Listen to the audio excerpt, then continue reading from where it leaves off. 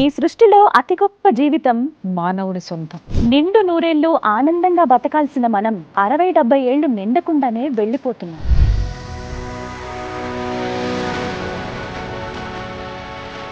ఈ చిన్న జీవితం కూడా మనం అనారోగ్యంగానే బ్రతుకుతున్నాం. పసిపిల్లల నుంచి ముసలి వాళ్ళ వరకు ఏదో ఒక జబ్బుతో బాధపడుతూనే ఉన్నాం.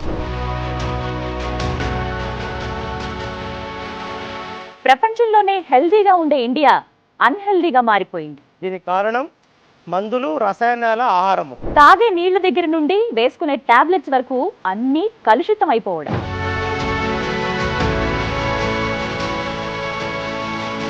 దీన్ని ఇంకెన్నాళ్ళు భరిద్దాం? ఇప్పటికైనా కళ్ళు తెరుద్దాం, ఆరోగ్యాన్ని కాపాడుకుందాం, ఆనందంగా జీవిద్దాం. అన్హెల్దీ ఇండియాకు నో చెప్పి హెల్దీ ఇండియాగా మార్చేందుకు ముందడుగు వేసింది సుమన్ టీవీ. మనం కూడా వారితో జత కడదాం, ఆరోగ్యానంద భారత్ గా మార్చుకుందాం.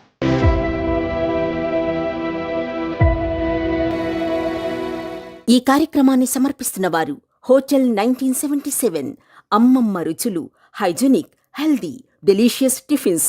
ఆనందంగా తినండి, ఆరోగ్యంగా ఉండండి. For franchise contact 810-589-58999 999-89-50999. నమస్తే, welcome to Suman TV. Unhealthy India. ఈరోజు టాపిక్ అందరి ఇంట్లో ఉండే ఫ్యామిలీ డంప్ యార్డ్. అర్థం కాలేదు కదా? అదేనండి, ఫ్రిడ్జ్. పూరి గుడిసె నుంచి విలాసవంతమైన విల్లా వరకు అందరి ఇళ్లల్లో ఈ వస్తువు ఉండాల్సిందే, మన ప్రాణాలు తీయాల్సిందే. ఫ్రిడ్జ్ ప్రాణాలు తీయడం ఏంటని అలా కన్ఫ్యూజింగ్ ఫేసులు పెట్టకండి ప్లీజ్. మన ఆరోగ్యాన్ని పాడు చేసే ఫస్ట్ పరికరం ఫ్రిడ్జ్ అంటే మీరు నమ్ముతారా? అసలు ఫ్రిడ్జ్ ఎంత డేంజరో సుమన్ టీవీ ఆరోగ్య నిపుణులతో క్లియర్గా చర్చిద్దాం. ప్రస్తుతం మనతో పాటు ఉన్నారు ప్రముఖ గ్యాస్ట్రోఎంట్రాలజిస్ట్ డాక్టర్ శ్రవణ్ కుమార్ గారు, ప్రముఖ న్యూట్రిషనిస్ట్ డాక్టర్ వినీల గారు, senior journalist and family coach Priya Chaudhary గారు. అందరికీ నమస్కారం అండి. ఫ్రిడ్జ్ ఎంత డేంజర్ అనేది ఇవాళ ఒక క్లారిటీ ఇద్దామనేదే మన ప్రయత్నం. అందరి ఇళ్లలో ఉండేదే, కామన్గా మనకి తెలిసిందే, కంపల్సరీ వస్తువుల్లో అదొకటి ఫ్రిడ్జ్ అనేది. డాక్టర్ గారు, ముందుగా మాట్లాడుకుందాం. అంటే ఫ్రిడ్జ్ అంటే అంత చల్లటి పదార్థాలు కానీ ఏమైనా తినటం వల్ల మన బాడీలో జరిగేటువంటి మార్పులు ఏంటి? అసలు ఏం జరుగుతుంది చల్లటి పదార్థాలు మనం తీసుకున్నప్పుడు?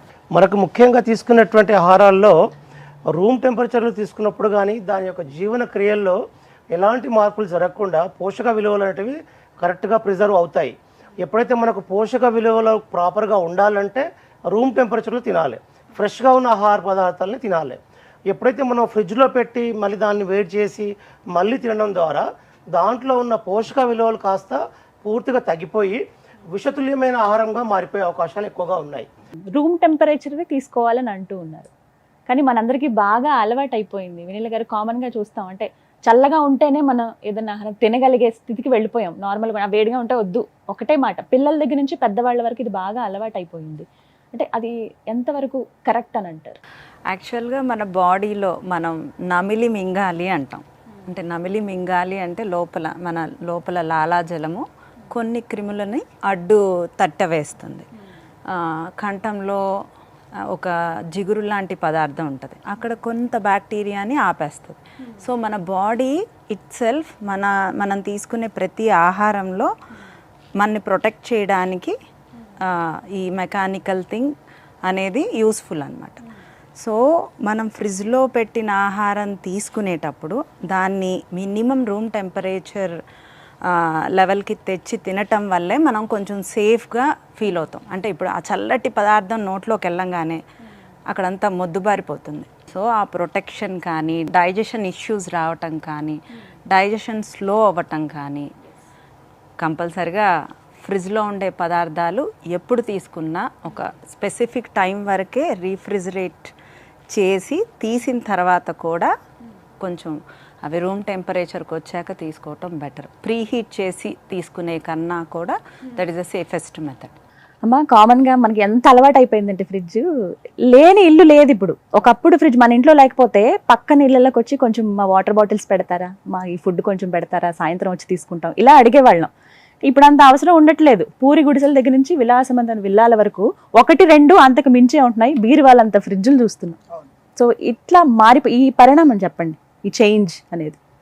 ఒకప్పుడు నా చిన్నప్పుడమ్మా సాయంత్రం అయ్యేసరికి భోజనం కరెక్ట్గా 6 చేసేసేవాళ్ళం. 6:30 కల్లా భోజనం కంప్లీట్ అయిపోయి కంప్లీట్ అయిపోగానే కరెక్ట్గా భిక్షగాళ్ళు 7 వచ్చేవాళ్ళు. 7 రాగానే మా అమ్మ వాళ్ళ అమ్మమ్మ, ఆమె దగ్గర మేము ఎక్కువ పెరిగింది. బాగా అబ్జర్వ్ చేసేదాన్ని ఏంటంటే వాళ్ళు ఎప్పుడు వస్తారా అని ఎదురు చూసేవారు. ఎప్పుడైతే 6:30కి పిల్లలు నిద్రపోతున్నా సరే లేపి కూర్చోబెట్టి అన్నం పెట్టేవాళ్ళు. పెద్దవాళ్ళు రాకపోయినా త్వరగా అన్నం తిని మళ్ళీ బయటికి వెళ్ళేవారు. కానీ ఆ టైం మాత్రం తప్పేవాళ్ళు కాదు. పొద్దుగూకిపోతుంది అన్నం తినండి, పొద్దుగూకిపోతుంది అన్నం, పొద్దుగూకిపోయే లోపు ఇళ్ళకు వచ్చేసేవాళ్ళు, శుభ్రంగా అన్నం తినేసేవాళ్ళు. తిన్న అన్నం తినగానే చక్కగా మంచాలు ఎక్కేసి ఆకాశాన్ని చూస్తూ నక్షత్రాలు చూస్తూ కబుర్లు చెప్పుకుంటూ అద్భుతమైనటువంటి జీవితాన్ని, ఆ జీవన విధానంలో వాళ్ళు గడిపారు. రెండోది ఏంటి అని అంటే, ఆ మిగిలిన కూరలు ఏవైతే ఉన్నాయో, అన్నం ఏదైతే ఉందో, ఆ భిక్షాందేహి అమ్మా అని రాగానే వాళ్ళ కోసం వీళ్ళు వెయిట్ చేసేవాళ్ళు, వాళ్ళకి వేసేసేవాళ్ళు. అప్పుడు ఉన్నదంతా ఏంటంటే జొన్నన్నము, లేదా రాత్రిపూట ఒక్కొక్కసారి ఏం చేసేది సంగటి అని చేసి దాంట్లో ఒక స్పెషల్ కూర, ఒక ఉల్లిపాయ కట్టి సర్ది కట్టి పొలానికి పంపించేసేది ఆవిడ. 9 మేము స్కూల్కి వెళ్తూ అది తినేవాళ్ళము. తినేసేసి వెళ్ళిపోయేవాళ్ళం. మళ్ళీ తర్వాత 12 గంటలకి మళ్ళీ స్కూల్ నుంచి మళ్ళీ వచ్చిన తర్వాత మళ్ళీ మార్నింగ్ అది తినేవాళ్ళము, అన్నం కూర, లేదా మార్నింగ్ జావ ఏదన్నా కాసేది, జావ తాగేసి వెళ్ళేవాళ్ళు. మళ్ళీ అప్పుడు ఫ్రెష్గా ఉండేది. ఒకవేళ సాయంత్రానికి ఏదన్నా మిగిల్చేది ఉంది, చుట్టాలు వస్తారంటే కొద్దిగా మిగిల్చి కనీసం ఒక్కళ్ళకన్నా ధర్మం చేసేవాళ్ళు. ఏ పూటకు ఆ పూట ఫ్రెష్. ఇంకా చెప్పాలి అనంటే మా తోటలో అప్పుడంతా పెద్ద పెద్ద స్థలాల్లో ఇళ్ళు ఉంటాయి కదా, ఒక పక్కంతా కూరగాయలు వేసేవాళ్ళు. దానికి ఎరువులు కూడా ఏంటి అనంటే ఈ పెస్టిసైడ్స్ అనేవి అసలు తెలియదు. అదేంటి చిడుము ఏదన్నా వచ్చింది, మొక్కకి ఏదన్నా ప్రాబ్లం వచ్చిందంటే వేపాకుతోటి నూరి చేసి దాన్ని వేపాకు మంట వేసేవాళ్ళు. పువ్వులు గాలికి రాలిపోకుండా పటుత్వం రావడానికి, కాయ పటిష్టంగా ఉండడానికి, ఇదే పనుల్లో ఉండాలి. అలా ఏ పూటకు ఆ పూట ఫ్రెష్ గా కూరగాయలు తెంపుకొని వచ్చి వండేవాళ్ళు, అప్పటికప్పుడు వేడి వేడిగా తినేవాళ్ళు. అసలు ఫ్రిడ్జ్ అనేటటువంటిది లేదు. నిలవ ఉండడం అనే పదార్థాలు రెండే ఉన్నాయి, ఒకటి వెన్న, 2 నెయ్యి.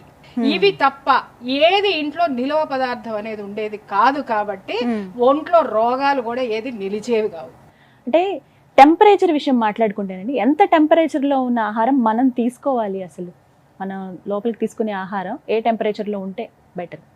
అది యాజ్ ఇట్ ఈస్గా ఎలా అయితే మనకు పంటల్లోంచి వచ్చిందో దాన్ని వెంటనే కుక్ చేసి అప్పుడు అలానే తింటేనే దాంట్లో రుచి కానివ్వండి, ప్రోటీన్లు కానివ్వండి, కార్బోహైడ్రేట్స్ కానీ ప్రాపర్గా అందుతాయి.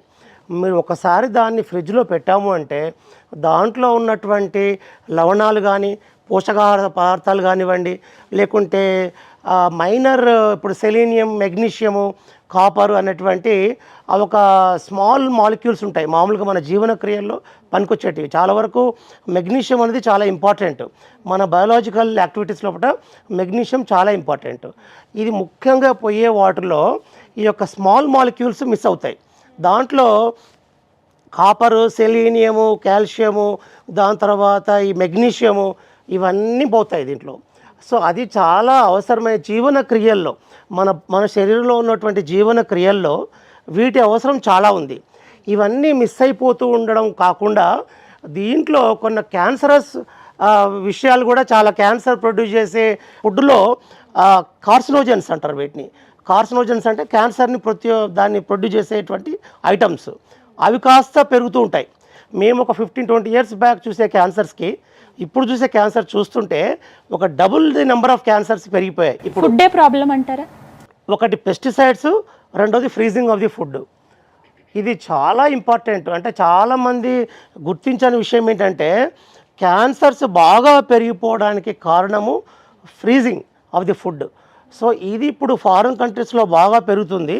సో వాళ్ళు ఏమంటున్నారంటే వైల్డ్ లైఫ్గా బ్రతకండి, అంటే టెంపరేట్ జోన్లో ఎలా ఉన్నారో అలా బ్రతకండి, న్యాచురల్గా బ్రతకండి, ఆర్టిఫిషియల్ లైఫ్ లాగా బ్రతకండి. ఇన్ఫ్లమేటరీ బౌల్ డిసీజ్ అని ఐబిడి అంటాం దాన్ని. అంటే ulcerative colitis, chronic ulcerative colitis, Crohn's disease, ఇలాంటి జబ్బులు నేను ఒక 25 ఇయర్స్ బ్యాక్ సంవత్సరానికి ఒక కేసు చూసేవాడిని. అప్పుడు అల్సరేటివ్ కోలైటిస్ నేను చదువుతున్న రోజుల్లో 94లో. అది అమెరికాలో మాత్రమే చాలా ఎక్కువ కనబడే జబ్బు అది. ఇప్పుడు ఇండియాలో వారానికి 3 కేసులు కనిపిస్తున్నాయి. ఇప్పుడు వీక్లీ 3 కేసెస్. అంటే ఎంతగా పెరిగిపోయింది ఆ జబ్బు అంటే దానికి మెయిన్ కారణము ఈ వెస్టర్నైజ్డ్ లివింగ్ అన్నట్టు. ఈ అర్బనైజేషన్ ఎప్పుడైతే ఎక్కువ అవుతున్న కొద్దీ, సివిలైజేషన్ ఎక్కువ అవుతున్న కొద్దీ ఇలాంటి జబ్బులు కూడా మనం కొని తెచ్చుకుంటున్నాం చాలా వరకు. గారు ఫ్రోజన్ ఫుడ్స్ గురించి మాట్లాడారు.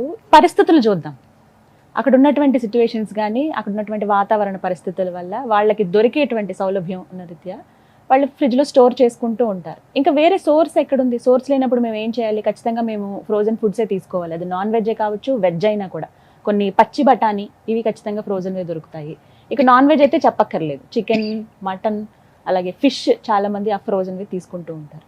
ఇవి తీసుకోవడం ఎంతవరకు కరెక్ట్? అంటే వాళ్ళకి ఇంకా చాయిస్ ఎక్కడుంది? అసలు యూజువల్గా ఫ్రోజన్ ఫుడ్సే మనకి ఎక్కువ అవైలబిలిటీ ఉన్నాయి ఇక్కడ. ఇప్పుడు అట్ ప్రెసెంట్ మనకి చాలా వరకు రైతు బజార్లో అలా కూరగాయలు దొరుకుతున్నాయి, కానీ బట్ ఎక్కువ శాతం ఫ్రోజన్వే. సో ఇవి ఒక స్పెసిఫిక్ డేస్ వరకు ఫ్రోజన్వి పర్లేదు. మీన్స్ దానిలో ఉండే వాటర్, అంటే దానిలో ఆ తేమ తత్వం అంతా ఉండే కొద్ది మాయిశ్చర్ మొత్తము డౌన్ అయిపోతూ ఉంటుంది.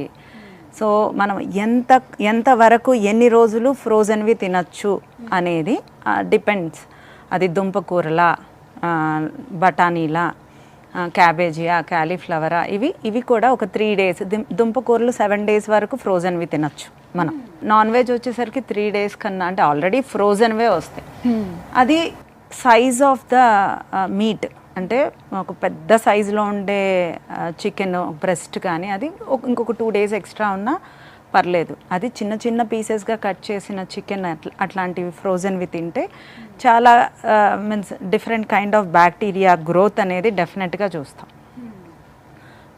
ఎంతవరకు ఫ్రోజన్ ఫుడ్ తగ్గించుకుంటే అసలు మామూలుగానే బాడీలో ఇన్ఫ్లమేషన్ అనేది ఉండకూడదు. బాడీలో ఇన్ఫ్లమేషన్ పెరిగేదే ఫ్రోజన్ ఫుడ్స్ వల్ల ఎక్కువ శాతం. ఫుడ్ని కుక్ చేసేది కూడా నెమ్మదిగా స్లోగా కుక్ చేయండి అని చెప్తాను. సిమ్లో పెట్టి కుక్ చేయండి అంటాను. అలాంటిది ఎక్కువ హైలో కుక్ చేసిన, ఎక్కువ ఫ్రోజన్ చేసిన ఫుడ్ రెండు మంచివి కాదు. నన్ను చాలామంది డైట్లో యూఎస్లో ఉండే వాళ్ళు రోజు కుక్ చేసుకోలేరు. వాళ్ళు కుక్ చేసుకోకుండా అన్నీ ఫ్రిడ్జ్లో స్టోర్ చేసి, ఇక తప్పక ఒక 2 days వరకు అయితే ఓకే. 2 daysకి మించిన ఆ ఫ్రిడ్జ్లో బొద్దింకలు, ఆ బొద్దింకలకి ఎగ్స్ అవన్నీ మన దాంట్లో వచ్చేస్తాయి. సో ఆల్మోస్ట్ 3 days తర్వాత దాంట్లో ఉండే న్యూట్రియన్స్ అన్నీ ఆల్మోస్ట్ నిల్ అయిపోతాయి. అది తీసి మళ్ళీ మైక్రో ఓవెన్లో హీట్ చేయటం వల్ల అసలు దాంట్లో అదే 0 న్యూట్రియన్స్ ఉండే ఫుడ్ ఉపయోగం ఉండదు. అది అర్థం చేసుకోవాలి. శేషాద్రి గారు, స్టోరింగ్ విషయానికి వస్తేనండి, రేపొద్దు అమ్మాయికి ఈ కూర అంటే చాలా ఇష్టం. సో రేపు కూడా తింటుంది ఇష్టంగా. ఒక రోజు తింటుంది, ఇంకో 2 రోజులు, అలా అని 2-3 రోజులు వండిన కూరలు అలా పెట్టేస్తూ ఉంటారు. ఇవి ఎంతవరకు కరెక్ట్? మీ అభిప్రాయం చెప్పండి. ఈ ప్రశ్నకు సమాధానం చెప్పండి. ఇంకొకటి మేడం అడిగారు, ఈ నాన్ వెజ్ అంతా కూడా మనకి ఫ్రోజన్ దొరుకుతుంది అని చెప్పేసి. ఈ రోజు మనకి గ్లోబలైజేషన్ అని చెప్పేసి గొప్పగా చెప్పుకుంటున్నాం మనం. ఆ గ్లోబలైజేషన్ ఎన్ని అనర్థాలకు దారితీసింది అనేది చెప్పాల్సిన అవసరం లేదు. మనము చాలా అభివృద్ధి సాధించేసామని మాట్లాడుతున్నాం, కానీ అభివృద్ధి ఖచ్చితంగా సాధించాం. రోగాలు పెంచుకోవడంలోనూ, భోగాలు పెంచుకోవడంలోనూ, తర్వాత పనికి మాలినటువంటివి అన్నిటిని కూడా మనకు అవసరం లేనటువంటి వాటిని అన్నిటినీ అడాప్ట్ చేసుకుని మన బాడీకి కానీ, మన జీవితానికి కానీ, జీవన విధానానికి కానీ వెస్ట్రన్ కల్చర్ అనో, లేకపోతే ఇంకొక కల్చర్ అనో, ఇంకొకటనో అసలు మన పూర్వీకులు ఏం తిన్నారో అదే మనం తినాలి. కొన్ని వ్యాపార ధోరణితోటి కూడా కొన్ని ఇంపోర్ట్ చేసి జనాలకి రుద్దుతున్నారు సార్. కొన్ని ఫ్రూట్స్ కానివ్వండి, కొంత నాన్ వెజ్ కానివ్వండి, ఏదైనా కానీ వ్యాపారాత్మక ధోరణితోటి బలవంతంగా రుద్దుతున్నారు. అది మన శరీరానికి పడుతుందా లేదా, ఇది మన జీన్స్ కి సంబంధించిందా లేదా, ఈ ఫుడ్ తినడం వల్ల మన బాడీ రిసీవ్ చేసుకుంటుందా లేదా అనే జ్ఞానం ఎంతమందికి ఉందో చెప్పమ్మా. నీ ఇంట్లోనే, నీ అపార్ట్మెంట్ లోనే చాలా వీడియోస్ చేస్తున్నారు. ఎంత బాగుంటున్నాయో. కొంతమంది చిన్న బాల్కనీలో కూరగాయలు, ఆకుకూరలు అన్ని ఫిల్మ్ యాక్టర్స్ కూడా చూపిస్తారు. మా బాల్కనీలో మేము ఇది పండించాం, అది ఎందుకు చేయరు? ఆరోగ్య సూత్రాలు ఎప్పుడో వదిలేసాం. సూర్యాస్తమయం లోపు తినేసేయాలి. తినేసిన తర్వాత రాత్రిపూట చేసేటటువంటి పని సూర్యుడు చంద్రుడి రూపంలో చేస్తాడు. ఇది ఎంతమందికి తెలుసు? ఈ సూత్రాలు ఎక్కడికి పోయినాయి? నీ భారతదేశం ఎక్కడికి పోయింది? నీ సాంప్రదాయాలు ఎక్కడికి పోయినాయి? ఒక ఫ్రెండ్ ఇంటికి వెళ్ళా, దాదాపు ఇక్కడి నుంచి ఇక్కడికి ఉంది ఫ్రిడ్జ్. అది నేను ఫ్రిడ్జ్ అనుకోలేదు, వేరే ఏదన్నానేమో అనుకొని చెప్పి ఇట్లా ఫ్రిడ్జ్ తీయంగానే లోపల స్టోర్ రూమ్ అంతా దాంట్లోనే ఉంది. ఏంటి ఇది స్టోర్ రూమా ఇలా కట్టించావు అని అన్న. స్టోర్ రూమ్ కాదు అది ఫ్రిడ్జ్ అంది. నేనన్నాను ఏమి నువ్వు మీ ఆయన పడుకుంటారా ఏమి రాత్రిపూట ఏసీ వేసుకోకుండా దీంట్లో దేనికి పెట్టుకున్నావు? స్టోర్ రూమ్ అంతా తెచ్చి ఫ్రిడ్జ్ లో పెట్టంటే లేదు లేదు బయట పెడుతుంటే పురుగులు పడిపోతున్నాయి అందుకని ఇంత పెద్ద ఫ్రిడ్జ్ కొనేసి ఇది నిజంగా ఫ్రిడ్జ్ లోనే చాలా ఇళ్లలో మనం గమనిస్తున్నాము. రోజు వాడే నిత్యావసర సరుకులు కందిపప్పు, బెనపప్పు, చింతపండు, బెల్లం ఇవన్నీ కూడా ఫ్రిడ్జ్ లో పెడతారు. పురుగు పడుతుంది. పురుగులను చంపే మందు వేస్తుంటే అది మన ఇంటికి రాగానే పురుగులు పడుతుంది. ఫ్రిడ్జ్ లో ఉన్నటువంటి ఆహారం తినడం వల్ల మనకి ఎటువంటి అనారోగ్యాలు వస్తాయి అసలు ఫస్ట్ అదొక క్లారిటీ ఇవ్వండి డాక్టర్ గారు. ఈ ప్రిజర్వ్డ్ ఫుడ్స్ వాటన్నిటిలో కూడా హై కార్బోహైడ్రేట్ ఉంటుంది. ఈ స్టార్చ్ ఎక్కువ వాడతారు వీళ్ళు. టిండ్ మెటీరియల్స్ కానీ అవన్నీ కూడా దానిలో పెడుతుంటారు బాగా. ఈ హై స్టార్చ్ వల్ల ఏమవుద్దంటే ఇమ్మీడియట్గా గ్లూకోజ్గా టర్న్ అయిపోయి డయాబెటీస్ ప్రొడ్యూస్ అయ్యే అవకాశాలు దీనిలో ఎక్కువగా ఉంటాయి. సో ఫ్రీజ్డ్ డైట్స్ తింటడం వల్ల డయాబెటీస్ శాతం పెరుగుతూ ఉంటుంది. అదే కాకుండా ఈ ఫ్యాట్స్ ఏదైతే తింటాం కదా దాంట్లో ట్రాన్స్ ఫ్యాట్స్ అంటారు వీటిని. అంటే ఈ యొక్క నాన్ వెజిటేరియన్ ప్రిజర్వ్ చేసి మళ్ళీ హీట్ చేసి మైక్రోవేవ్లో పెట్టడము ఇవన్నీ ఏమవుతాయంటే దాంట్లో ట్రాన్స్ ఫ్యాట్స్ రిలీజ్ అయిపోయి అది కాస్త కొలెస్ట్రాల్ ఇమ్మీడియట్గా కొలెస్ట్రాల్ లెవెల్స్ బాగా పెరిగిపోయి బ్లడ్ కొలెస్ట్రాల్ లెవెల్స్ పెరుగుతూ ఉంటాయి. So high blood cholesterols, high blood pressure, salt content, highest salt content ఉంటుంది. ఎనీ ప్రిజర్వ్డ్ ఫుడ్స్లో సాల్ట్ కాంటెంట్ ఎక్కువగా ఉంటుంది. ఈ ఎక్సెస్ సాల్ట్ అనేది మన బాడీలోకి సోడియం వచ్చేస్తుంటుంది. ఆ ఎక్సెస్ సోడియం రావడం వల్ల బాడీలో వాటర్ లాగింగ్ సిస్టమ్ ఎక్కువ అవుతుంటుంది. అంటే ఒబెసిటీ పెరిగిపోవడము, హైపర్ టెన్షన్ పెరిగిపోవడం, డయాబెటీస్ పెరిగిపోవడము. అదే కాకుండా మన సర్వేలో రీసెంట్గా 65% ఆఫ్ ది ప్యాంక్రియాటిక్ క్యాన్సర్స్ ఎందుకు వస్తున్నాయి అని చెప్పి ఒక సర్వేలో ఏం తేల్చారంటే ఈ నాన్ వెజిటేరియన్ ఫుడ్స్ అనేటివి ఫ్రిడ్జ్లో పెట్టి వాటిని మళ్ళీ హీట్ చేయడం వల్ల దాంట్లో డిఎన్ఏ డిజింటిగ్రేట్ అయిపోతుంది అన్నట్టు. అందులో ఉన్నటువంటి డిఎన్ఏ డిజింటిగ్రేట్ అయిపోయి అది క్యాన్సర్ జీన్స్గా టర్న్ అయిపోతున్నట్టు. ఇప్పుడు ఓవెన్స్ వాడడం అనేది చాలా డేంజర్. మనం ఏ హోటల్కి వెళ్ళినా అప్పటికప్పుడు వేడిగా మన టేబుల్ ముందు పెడతాడు, కానీ అది అప్పుడే ఓవెన్లో పెట్టి దాన్ని వెయిట్ చేసి ఇస్తాడు. ఇలా ఓవెన్ సిస్టమ్ వాడడం వల్ల ఏమవుతుందంటే ఒక కాన్సన్ట్రేటెడ్ కిరణాలు ఆ యొక్క డిఎన్ఏ డిసింటిగ్రేట్ అయిపోయి డిఎన్ఏ డ్యామేజ్ అవుతుంది.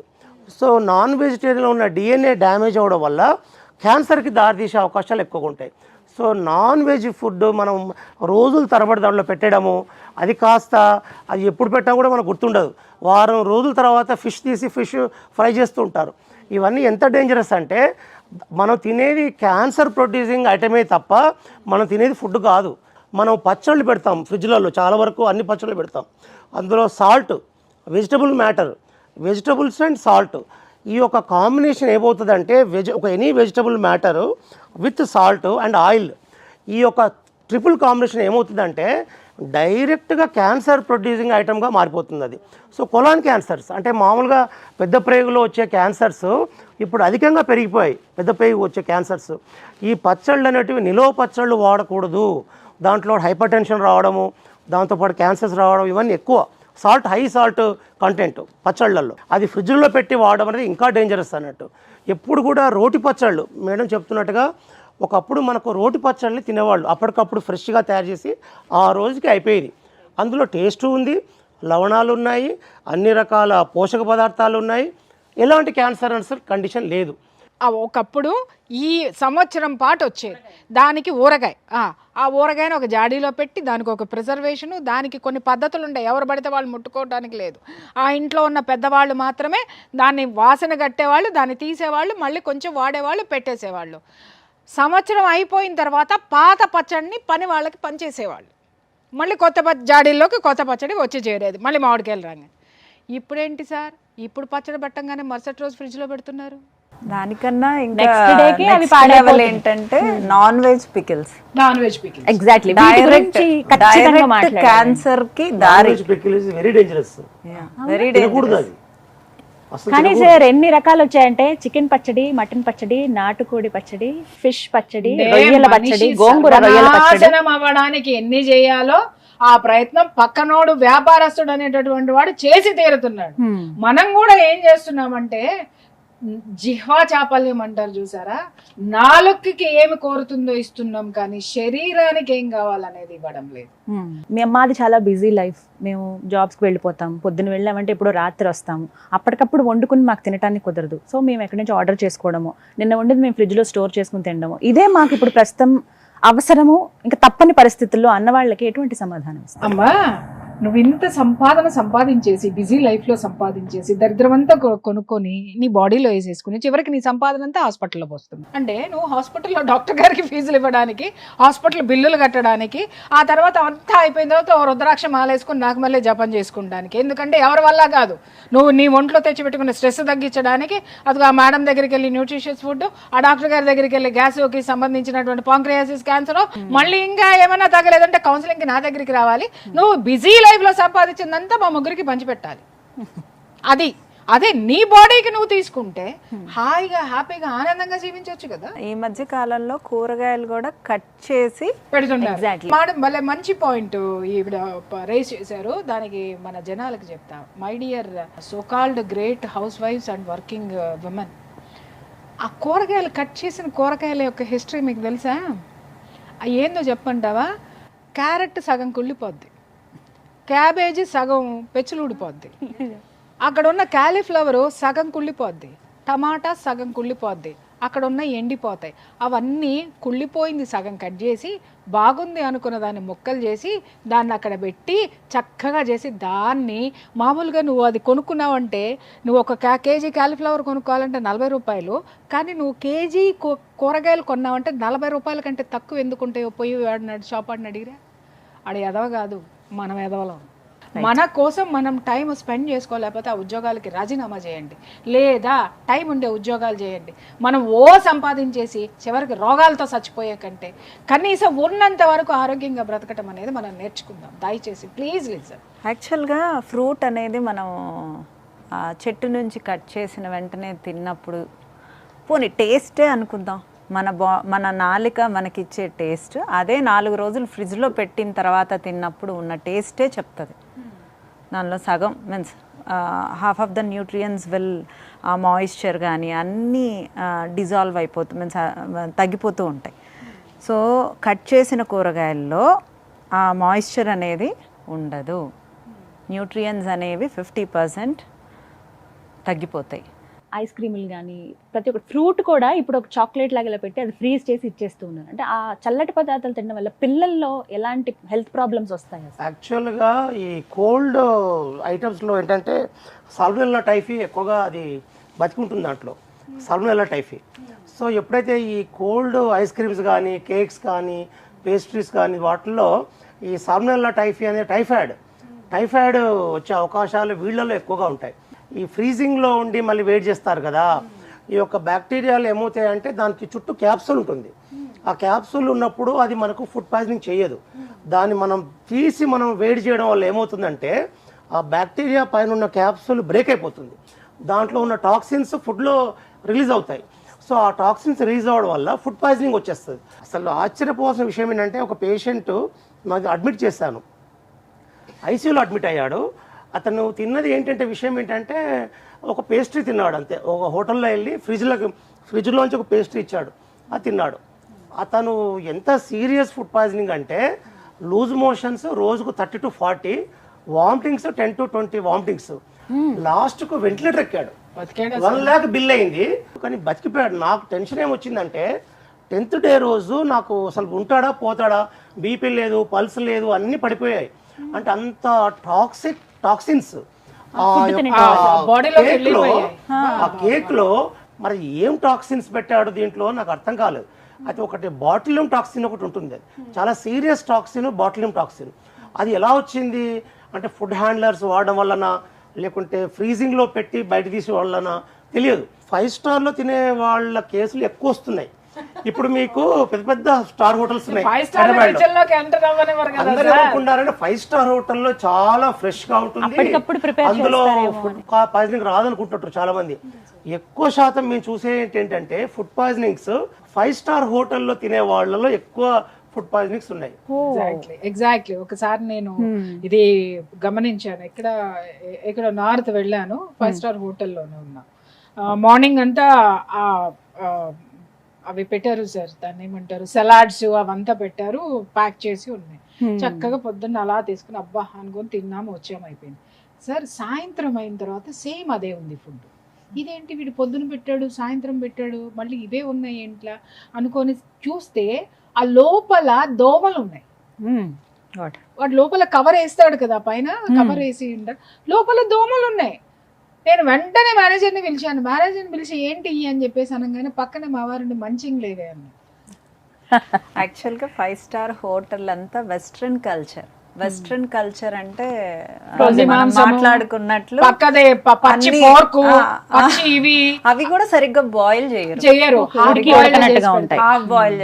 ఇప్పుడు దోశ కూడానండి, ఐస్ క్రీమ్ దోశ అని ఇలా రకరకాలుగా ఫ్లేవర్స్ తోటి వస్తున్నాయి. మీరు వెళ్ళలేదమ్మా?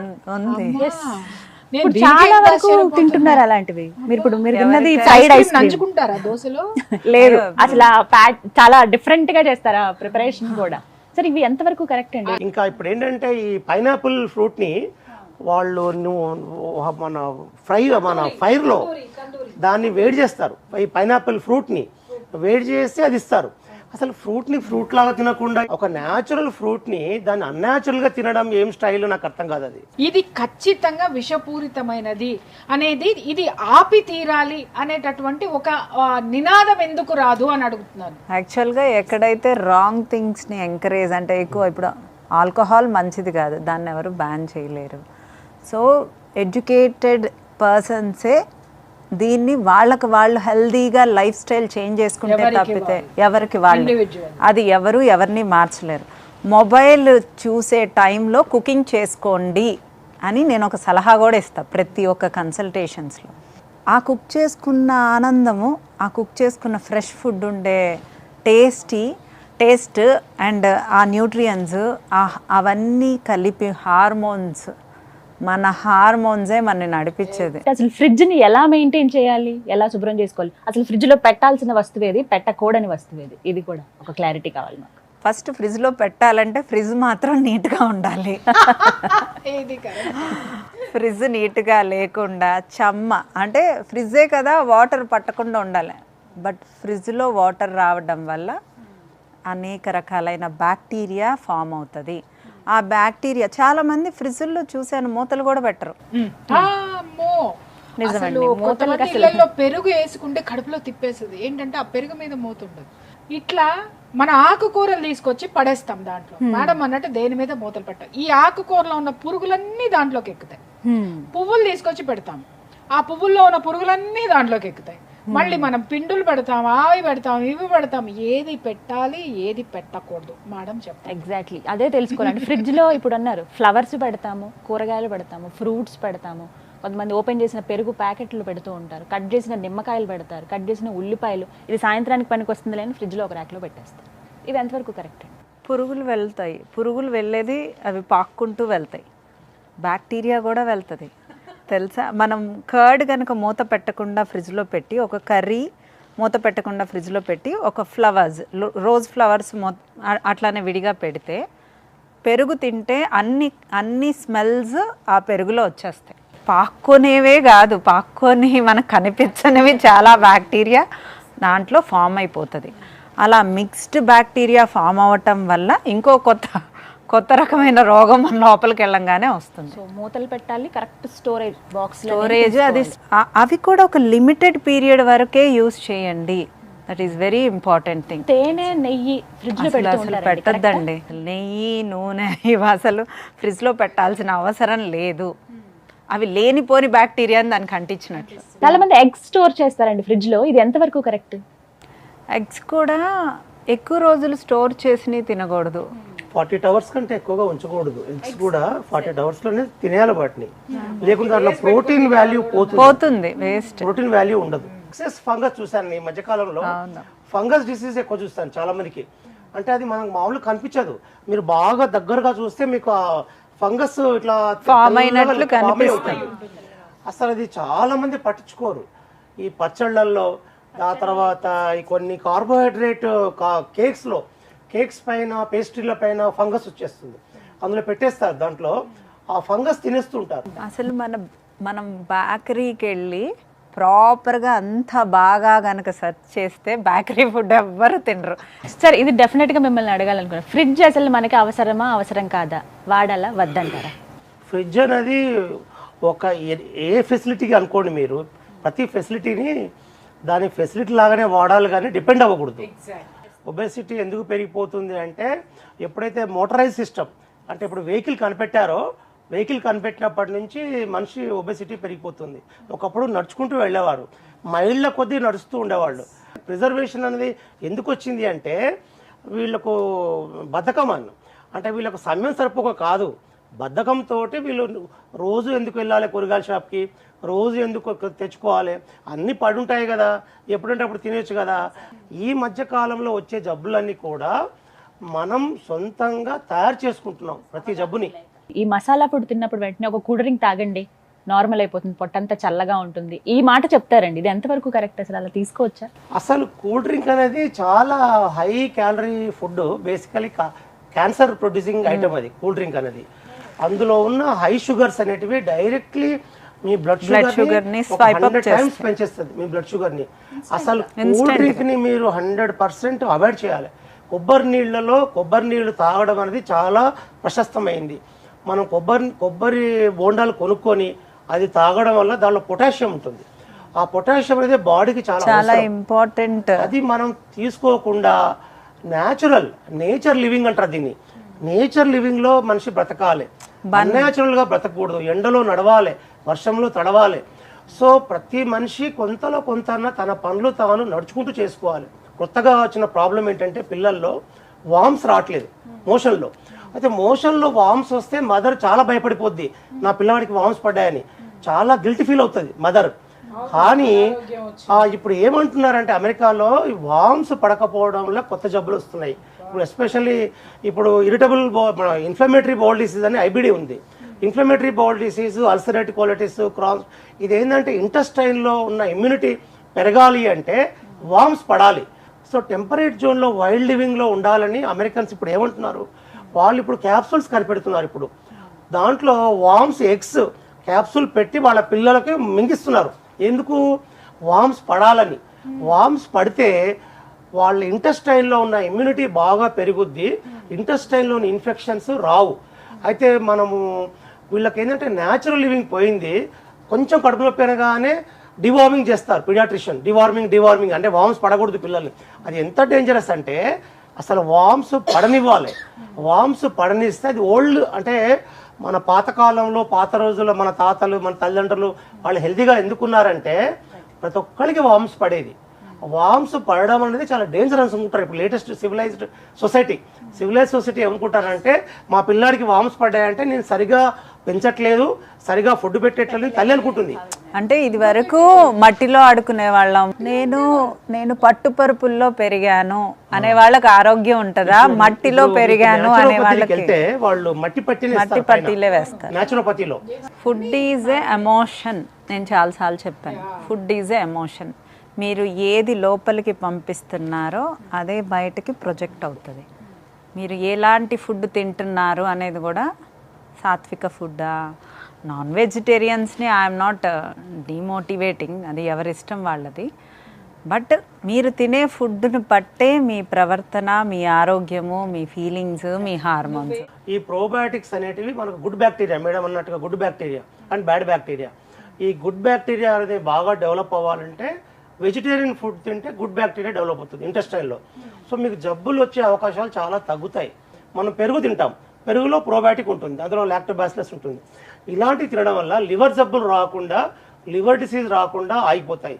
ఎప్పుడైతే బ్యాడ్ బ్యాక్టీరియా మీ ఇంటెస్టైన్లో అధికంగా ఉంటుందో మీకు heart attack, strokes, brain strokes and ఈ యొక్క లివర్ డిసీజ్ అధికంగా రావడానికి కారణం ఈ రోజుల్లో ఆల్కహాల్ తాగని వాళ్ళల్లో కూడా లివర్ డిసీజ్ ఎక్కువ పెరుగుతున్నాయి. ఇప్పుడు దాన్ని నాష్ అంటాం, నాన్ ఆల్కహాలిక్ స్టేటోహెపటైటిస్, ఫ్యాటీ లివర్ అంటాం.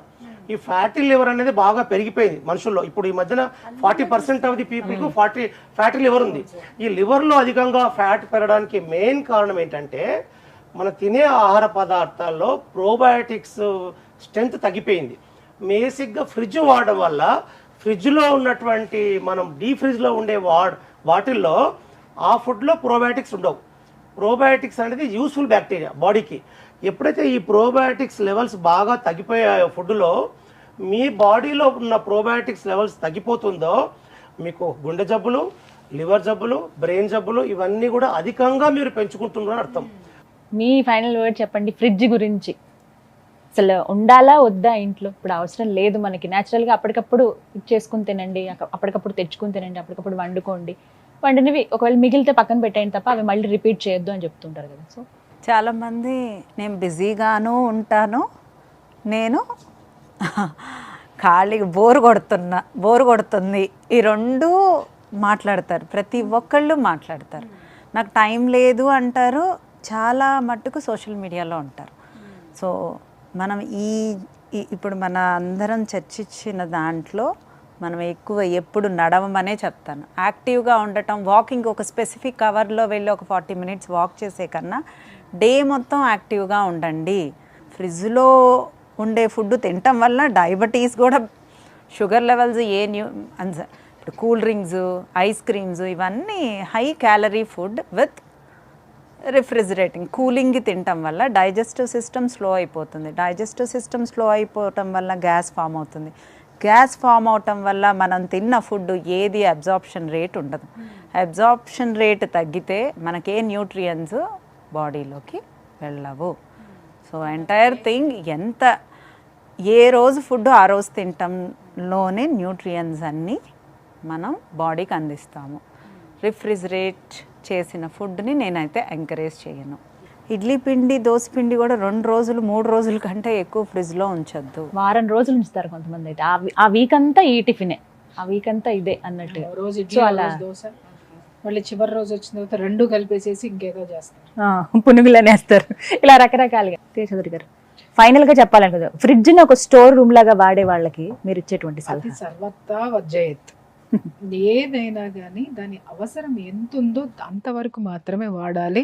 దాన్ని ఆపద్ధర్మంగా వాడుకోండి. పాలు పెట్టుకోవడానికో, కూరగాయలకు పువ్వులు పెట్టుకోవడానికో, లేకపోతే అంతేగాని మనం తెచ్చిన సరుకులన్నీ దాంట్లోనే పోసి, మనం పెట్టుకున్న పచ్చళ్ళన్నీ దాంట్లోనే వేసేసి, ఉప్పులు, చేపలు, పప్పులు అన్నీ తీసుకొచ్చి దాంట్లోనే పెట్టి ఏం చేస్తున్నావు మనకు అర్థం కాకుండా ఒక వస్తువుని ఎలా వాడాలో అలా వాడాలి. That is the final word. Thank you so much అండి, చక్కటి విశ్లేషణ అందించారు. అంటే ఈ చర్చలో తెలుసుకున్నది ఏంటంటే, ఏ వస్తువు ఎంతవరకు వాడాలో అంతవరకే వాడాలి. ఫ్రిడ్జ్ అవసరమే, అందరి ఇళ్లలో ఉండాలి. ఇప్పటికిప్పుడు తీసి పడేయండి పక్కన అని ఎవరు అనట్లేదు. పడేరు, నువ్వు నేను చెప్పినా దాన్ని వాడదాం, ఎంతవరకు వాడాలో అంతవరకు తీసి పక్కన పడేయండి అని ఎవరూ చెప్పట్లేదు. బట్ ఎంతవరకు అవసరమో, ఏ వస్తువులు అందులో పెట్టాలో, ఫ్రిడ్జ్ లో ఏ టెంపరేచర్ లో మనం తీసుకోవాలో, అలాగే ఎన్ని రోజులకు ఒకసారి మనం శుభ్రం చేయాలో, ఫ్రిడ్జ్ మెయింటెనెన్స్ ఎలాగనేది చాలా క్లియర్.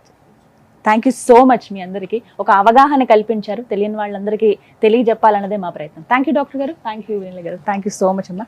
చర్చలో పాల్గొన్నందుకు ధన్యవాదాలు. చాలా కీలకమైన ముఖ్యమైన విషయాలు తెలియజేశారు. సో విన్నారు కదా, అందరూ ఆరోగ్యంగా ఉండాలనేదే మా తాపత్రయం. అందుకే సుమన్ టీవీ అన్హెల్దీ ఇండియా, ఆరోగ్య భారత్ అనే ఈ కార్యక్రమాన్ని చేపట్టింది. మరో టాపిక్ తో మళ్ళీ కలుద్దాం. అంతవరకు సెలవు, నమస్కారం.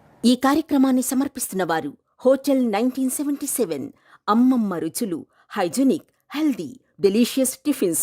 ఆనందంగా తినండి, ఆరోగ్యంగా ఉండండి. For franchise contact 89589 58999 999 89 5099.